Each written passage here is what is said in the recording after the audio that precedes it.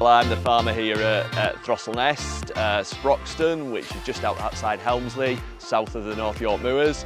We're now farming roughly 400 acres, and then the other block of land we farm is about 60 odd acres of arable land, and we've also just taken on some conservation grazing land. I've been working in the conservation sector for the last 25 years, worked at a national park for 12 years, the North York Moors. First job on a morning in summer is a walk round the cows. The good thing about the Shorthorns is they've got that temperament, they are quiet, they're quite clever actually. I think there's a little bit more going on sometimes, and having that relationship, we can sort of come to a mutual understanding of what we're trying to achieve. Today we're at Fraser Hugill's, looking at his herd and discussing his cattle that want to come into us in the next 3 weeks. When we originally started this scheme, we decided that we'd pay a premium for the cattle to encourage people to use it. And our aim is to make it that everybody knows what a Shorthorn is. Because to Morrisons, it's a unique point of difference.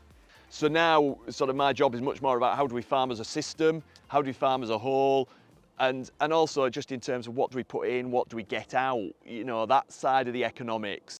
One of the big things in Morrisons now as a company, as with any company, farming companies or whatever, is net zero. We're able to produce meat off these with less feed and less inputs, and that must be a plus.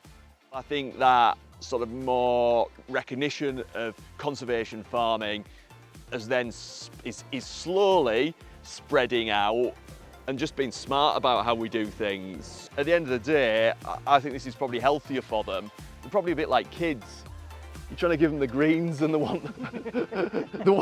seem to have cleared off and want the ryegrass today. Yeah, exactly. So it might be good for them, they just don't know it yet.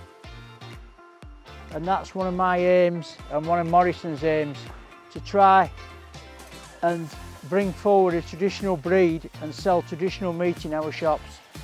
We're going into harvest season now. We're trying to get finished on the grass side, so trying to get finished silaging. We'd love to make some hay, but the weather isn't cooperating. Cutting crops, getting crops in, getting crops dry, getting new crops back in the ground, getting the straw off the fields, prepping for winter, preparing for winter really is what it's all about.